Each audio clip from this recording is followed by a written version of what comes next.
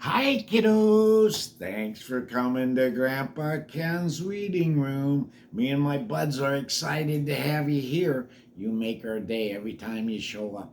Well, you can tell by my hat, we're going to read another Dora. You kiddos have just been sending me all kinds of messages and tell me how much you like Dora, so we're going to keep reading her. Remember, tell your grown-ups if they go to Professor Profit, PROFITT.com, they can leave a message and I'll read one for you, like I am today for Johnny.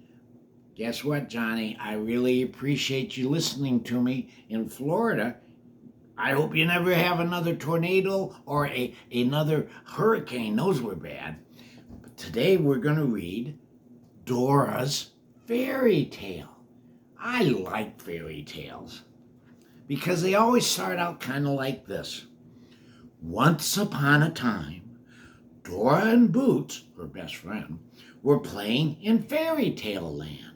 Suddenly, when Boots wasn't looking, a mean witch cast a spell and turned him into a sleeping Boots.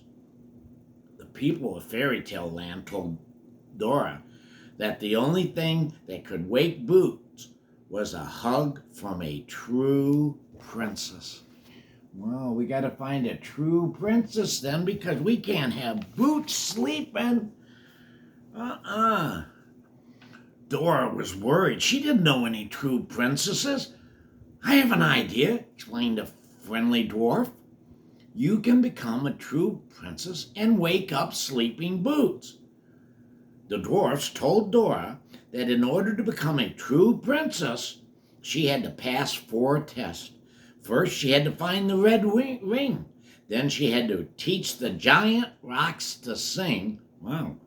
Then she had to turn winter into spring. Whoa, this is getting pretty tough.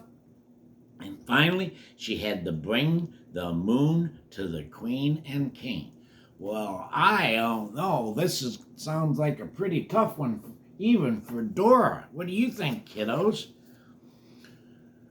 Dora immediately set off to find the red ring, but it was hidden in a dark and scary cave.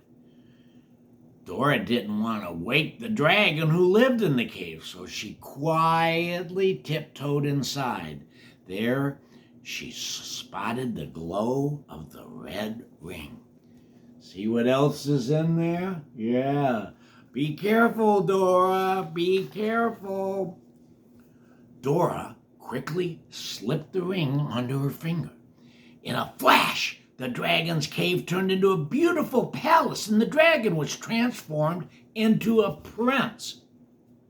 The prince told Dora that the mean witch had turned him into a dragon. He was so grateful to Dora for setting him free that he gave Dora a magic music box. This will help you become a true princess, said the prince. Dora thanked him, as she always does. You always have to thank people. And started down the path toward her next test. Look at the dragon turned into another kiddo for Dora. That was neat. And a prince that helped her. Soon Dora came upon the giant rocks. How can I teach these giant rocks to sing? She wondered. Then Dora remembered the magic music box that the prince had given her. She carefully turned the handle. See, look at the big rocks. How's she going to get them to sing? The music box started to play the most wonderful tune. The music was so delightful that Dora was sure it would make anyone sing and dance. Boingy, boingy, boingy, bing. We get these rocks. Sing, sang the music box. Oh, I see. It was especially for getting the rocks to sing. Slowly, the giant rocks opened their eyes, and then, to Dora's amazement, they began to dance and sing. Bingy, bangy, bingy, bongy, bing. You've taught us how to sing. When the song was over, Dora told the rocks that she had to be on her way. Sleeping Boots need my help, she said. Wait, explained the giant rocks, as they gave Dora a present. Here's a little bag of sunshine. to help you become a true princess. Dora, as always, thanked the giant rocks and ran down the path. What do you think? Would it be funny to see the rocks dancing and singing and bongy bong bong bong?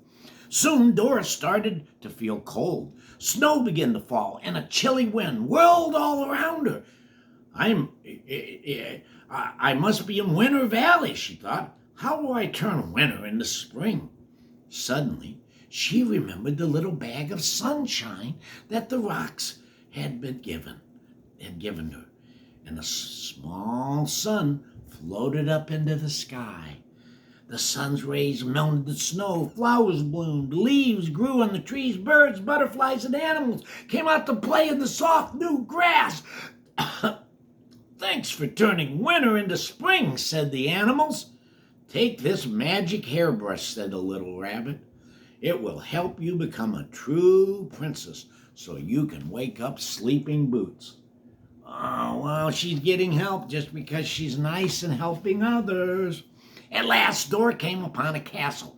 She climbed the stairs to the top of a high tower. Now Dora faced the hardest test of all. How am I going to bring the moon to the king and queen? She wondered. Dora looked up at the moon and knew that she was going to need some help from her friends. Isa, Tickle, and Benny heard Dora's call for help. But before they could reach her, the mean witch made the stairs to the tower disappear. Then Dora had a wonderful idea. She took out the magic hairbrush and began to brush her hair. With each stroke, her hair grew longer and longer and longer until it hung all the way down to the ground. Dora called down to her friends, Come on, climb up on my hair. Whoa, look how long her hair became. That's a biggie. Dora asked Isa, Tickle, and Benny to help her figure out a way to get on the moon. The friends thought hard, and soon they had a plan. They called to the stars. The stars twinkled and glowed as they flew down from the sky.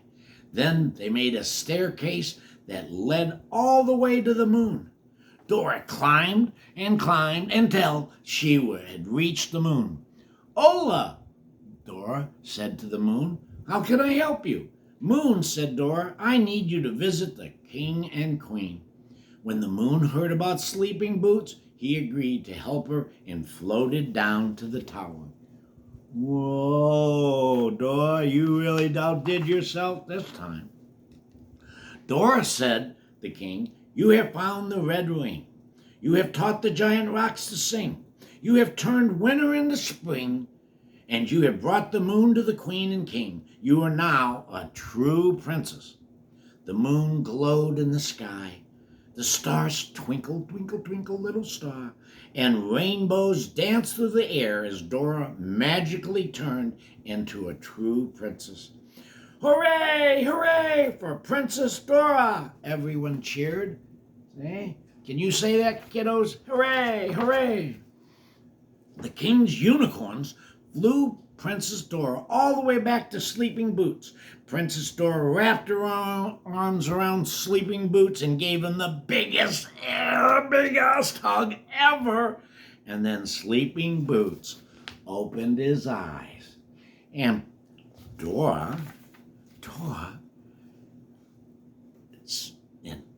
so Sleeping Boots awoke at last, and the mean old witch flew far, far away and was never seen again. And everyone in fairy tale land lived happily ever after the end. See? That's what all fairy tales are doing. They always say the end, and everybody lived happily ever after. Thanks, kiddos, for watching Dora. I know you really like her a lot, so I'll read some more. Y'all have a great day. Tell your grown-ups if they want to leave me a message. Go to ProfessorProfit.com. Thanks. You guys have a great day.